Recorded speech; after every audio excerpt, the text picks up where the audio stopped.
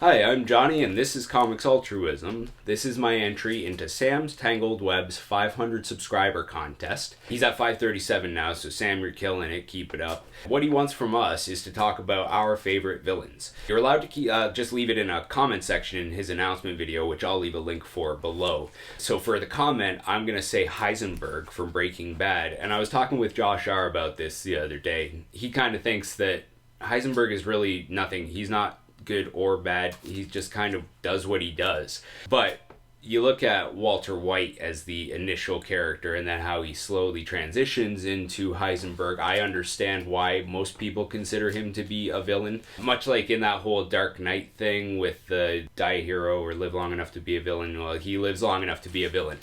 And the reason I chose Heisenberg is because of my endless fascination with chemistry, as is obvious from my Fish and Freaks contest entry, which you may or may not have seen, whatever. So for this, the video entry section of it, I'm going to say the Joker for obvious reasons, but along with chemistry, another very fascinating subject for me is psychology. And especially when you look at how many different iterations of this character have come and gone, how like his first appearance, he's just a psychopath basically, and it's all for personal gain in that first issue, whereas later on we get into the whole chaos thing and the fact that his antisocial personality disorder kind of leads to wanting to destroy just society and order as a whole. So that whole chaos element is really good too.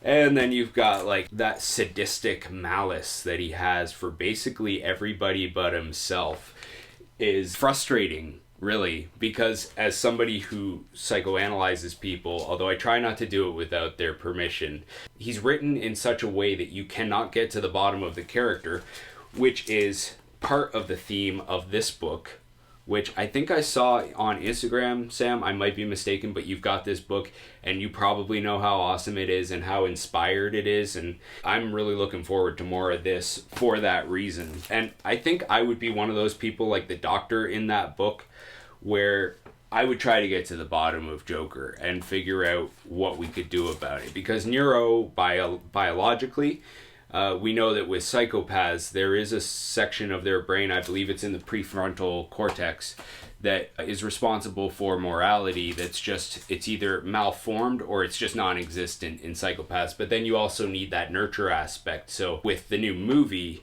which is phenomenal, I know that it's kind of polarizing, but the fact that we're given all of those origins and all those exacerbating factors that contribute to his eventual psychotic break, it's basically textbook serial killer. And I saw exactly where they were going at the beginning of the movie, and they just nailed it. Like with the whole, I'm just showing off a bunch of Joker books while I explain and rattle on about psychology and serial killers and stuff.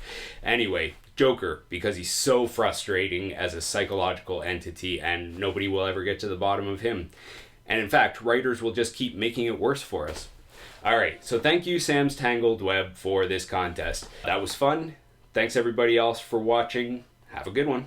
Bye.